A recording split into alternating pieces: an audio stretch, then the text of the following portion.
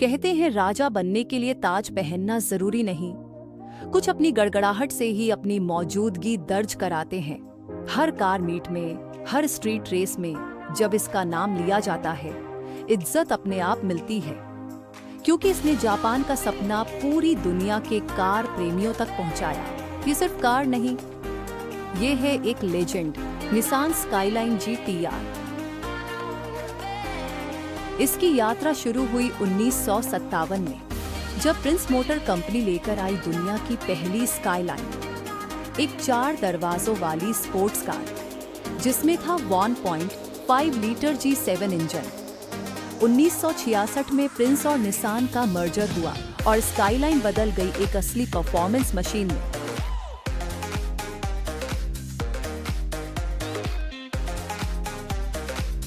(1969) में आया पहला स्काईलाइन GTR, जिसे रेसिंग के लिए बनाया गया और प्यार से नाम मिला हकोसुका। 1972 में आया इसका अगला जनरेशन, जिसे कैनमेरी स्काईलाइन कहा गया, लेकिन 1973 की दुनिया भर में फ्यूल क्राइसिस ने इसकी प्रोडक्शन रोक दी।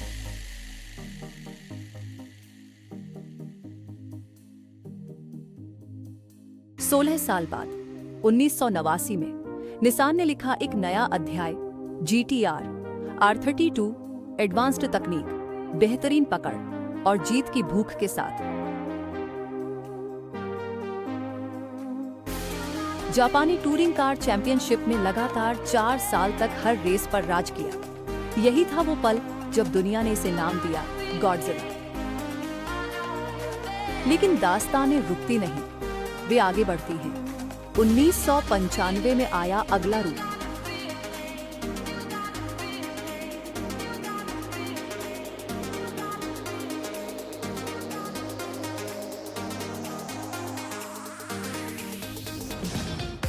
R33 GTR, और बड़ा और परिष्कृत, लेकिन उतना ही खतरनाक। बेहतरीन एयरोडायनामिक्स और स्थिरता के साथ नूरबुर्गरिंग पर रिकॉर्ड तोड़ा और साबित किया कि ताकत और बुद्धिमत्ता का संगम भी संभव है।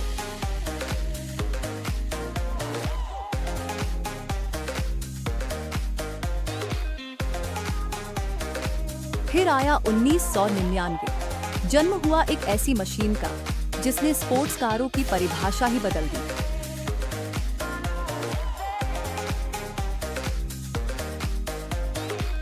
R34 GTR, और भी कॉम्पैक्ट, और भी तेज, और भी आक्रामक।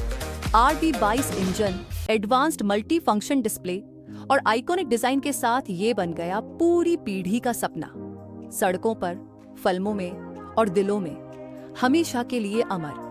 इसकी शोहरत आसमान छू गई जब हॉलीवुड की film two fast two furious में ब्रायन ओकॉनर की नीली बिजली बनकर स्क्रीन पर दौड़ा। वो रेस, वो हाईवे चेज, इस पल ने स्काईलाइन को जापान की सड़कों से उठाकर हॉलीवुड का सुपरस्टार बना दिया।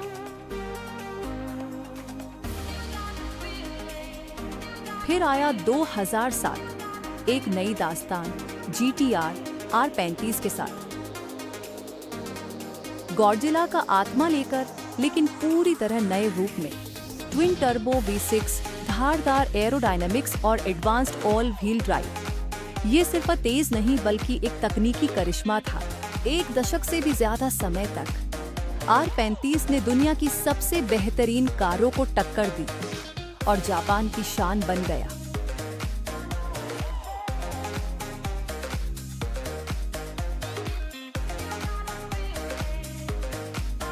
लेकिन हर दास्तान का एक मुकाम होता है। सख्त नियम, घटती बिक्री और बढ़ती लागतों के बीच अब R35 का निर्माण रुक चुका है। फिर भी ये अंत नहीं है, क्योंकि GTR की दहाड़ हर रेस में, हर याद में और हर उस सपने में गूंजती रहेगी जिसे इसने जगाया। गॉडजिला की विरासत यहीं नहीं थमती, यह तो बस अपने अगले जन्म की तैयारी कर रही है।